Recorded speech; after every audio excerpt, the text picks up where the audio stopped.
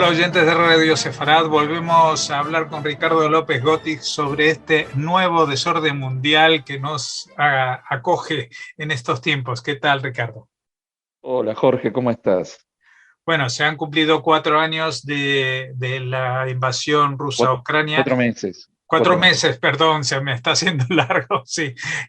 Habíamos celebrado, entre comillas, los 100 días, así que tampoco podemos recordarlo cada semana ni siquiera los meses, pero sí sacar a colación algo que hace 4 meses era totalmente impensable. O sea, hace 5 meses era posible y hace 2 meses era impensable. Y ahora otra vez quizás se vuelve a barajar o no la posibilidad de que Ucrania se integre en la Unión Europea, ¿sí o no? ¿Qué nos vas a decir? Bueno, es un largo camino sumarse a la Unión Europea. Hay varios países que están en la lista de espera, vamos a hacer referencia a ellos también, en la península balcánica, pero en el caso de Ucrania y Moldavia, que también hay que señalarlo, son dos países que no estaban en la lista de espera tan inmediata. Lo cierto es que debido a la invasión rusa a Ucrania a partir del 24 de febrero de este año 2022, todo eso se aceleró de una forma increíble.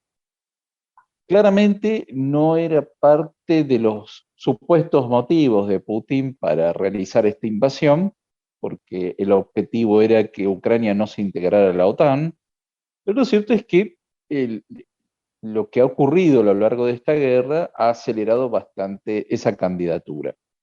Tengamos en cuenta que para acceder y realmente ser un candidato formal, Ucrania tiene que cumplir muchos pasos por adelante. Los acuerdos de Copenhague significa que tiene que, por ejemplo, ser un Estado de Derecho, una democracia liberal, una economía de mercado, transparencia gubernamental, independencia del Poder Judicial.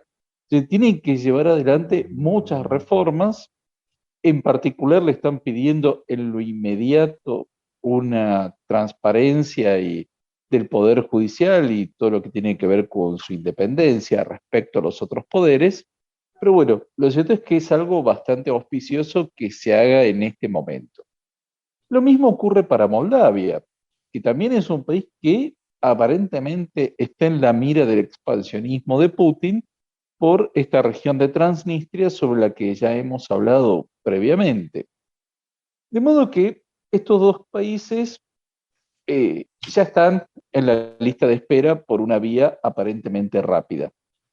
Lo cierto es que esto genera rispideces con otros candidatos que están en la península balcánica, como son Albania, Macedonia del Norte, Serbia, Montenegro y eventualmente Kosovo. Tengamos en cuenta que Kosovo no es reconocido como un país independiente por varios miembros de la Unión Europea, entre ellos España, si no me equivoco.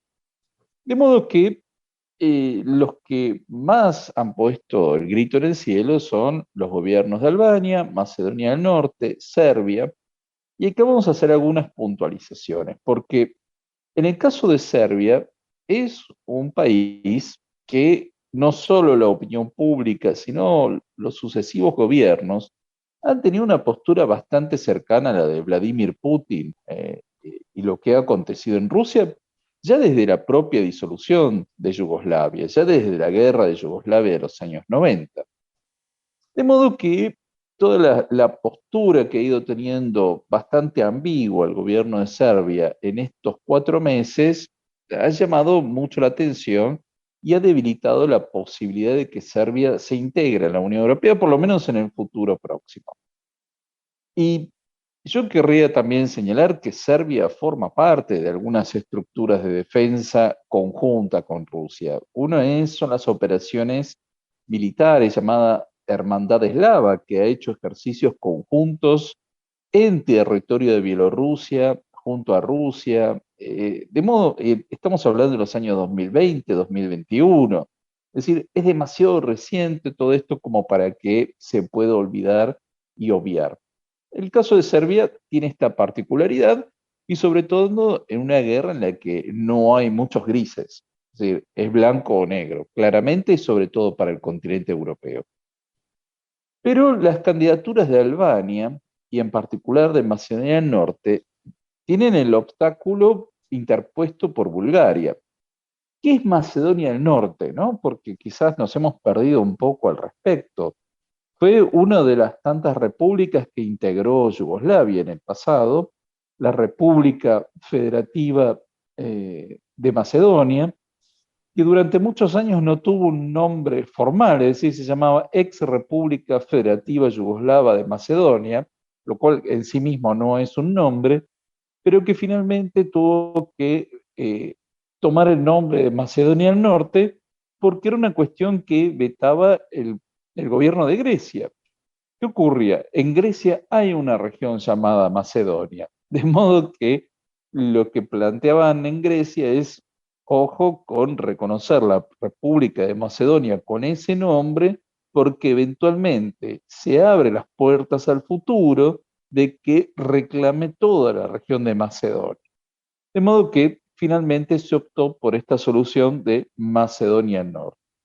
El gobierno de Bulgaria es el que pone un obstáculo para la integración de Macedonia del Norte y acá entra en este paquete Albania, porque los dos países son candidatos conjuntos, de modo que Albania queda afectada por esto y recordemos que Albania fue uno de los países más estalinistas de la península balcánica, a tal punto que en su estalinismo llegó a alinearse con la República Popular China cuando se produjo la escisión del bloque comunista, con Enver Hoxha como líder de la Albania comunista, una situación que duró hasta 1990. De modo que esta situación de Ucrania no solo se remite solo a Ucrania, sino que involucra a varios países y que claramente marca la importancia que está teniendo no solo Europa Oriental, sino la península balcánica en esta situación de este nuevo desorden mundial, porque además hay cada vez no solo más presencia rusa en esa parte del mundo, siempre ya el Imperio Ruso, Unión Soviética y esta Rusia post-soviética ha tenido un enorme interés por la península balcánica, esto es algo histórico, pero se agregan otros países como son Turquía, como la República Popular China, el propio Irán tiene intereses por tener algún tipo de pie en la región, por lo tanto lleva a que la Unión Europea empiece a prestar más atención a esta parte de Europa, que yo entiendo que en algún momento del futuro va a llegar a integrar la comunidad europea, pero que necesita hacer muchas reformas para estar a la altura, mucha inversión económica para llegar a tener niveles de vida por lo menos cercanos a los de la Unión Europea, después de tantas décadas de atraso y decadencia.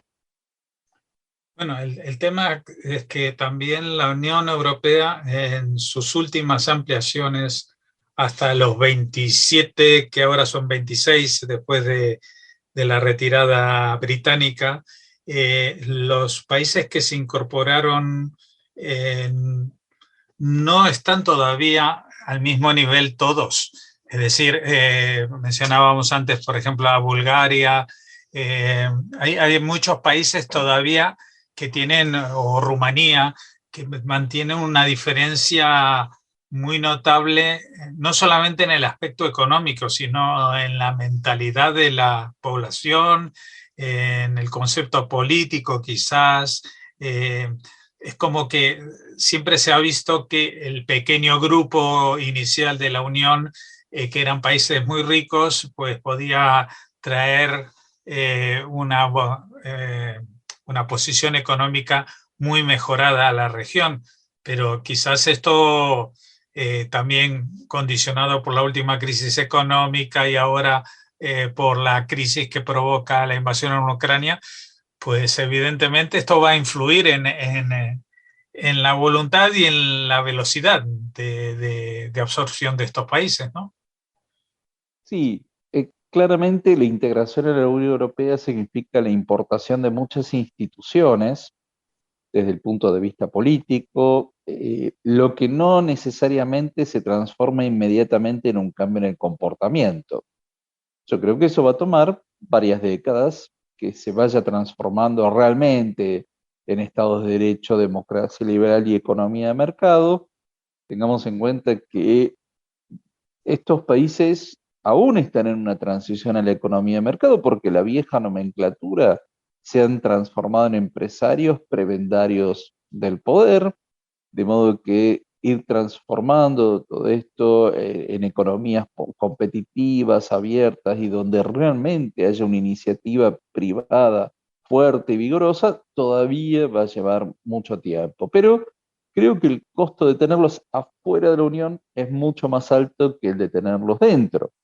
De Ujú. modo que, y hay una lectura claramente política y geopolítica que obviamente llega a lo militar, ¿no? Por más que la Ucrania no integre eventualmente la OTAN, pero su integración a la Unión Europea le va a dar un paraguas mucho más importante que la situación que tiene hoy.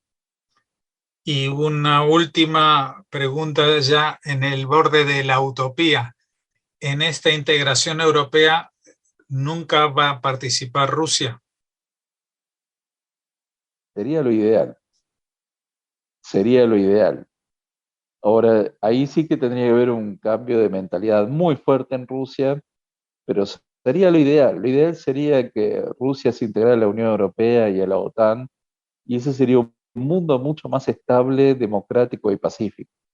Bueno, la OTAN se quedaría un poco sin enemigos, ¿no? Igual le quedaría China, pero un poco lejos, pero como, digamos, si ya está integrado desde Estados Unidos hasta Rusia, pues ya pueden dormir más o menos tranquilos. Sería lo ideal, creo que sería lo ideal. En algún momento Mikhail Gorbachev había pensado en algo así, de integrar todos esos países en una misma estructura militar y económica. Claramente no estaban dadas las condiciones, ni hace 30 años, ni mucho menos ahora. Bueno, pues veremos si este programa del nuevo desorden mundial aguanta suficientes años en antena para poder anunciar, al menos adelantar, porque ya sabemos que nuestro historiador Ricardo López Gotis a veces dice cosas que falta muy poco para que se cumplan. Bueno, de momento de lo que hablamos hoy es de Ucrania y de Moldavia. Así que bueno, vamos a ver si estos dos países dan pasos en esta dirección de integración en la Unión Europea, que ganas seguramente no le faltan, pero vamos a ver si la Unión Europea tiene los bemoles y la capacidad para absorber, entre otras cosas, a un país como Ucrania que va a salir devastado de esta invasión. Devastado, con una superficie muy importante, significaría sumar a más de 40 millones de habitantes, y obviamente Ucrania va a requerir una ayuda internacional de una suma cuantiosa para la reconstrucción, pero que creo que la opinión pública a nivel internacional hoy en día tiene una visión positiva sobre lo que ha ocurrido respecto al pueblo ucraniano, de modo que no sería tan difícil lograr ese aval. Pues muchas gracias Ricardo López Gotis por habernos atendido y volveremos a consultarte en cuanto podamos, si es posible la semana que viene. Hasta entonces, gracias. Muchas gracias y como siempre un gran saludo a toda la audiencia de Radio Separat.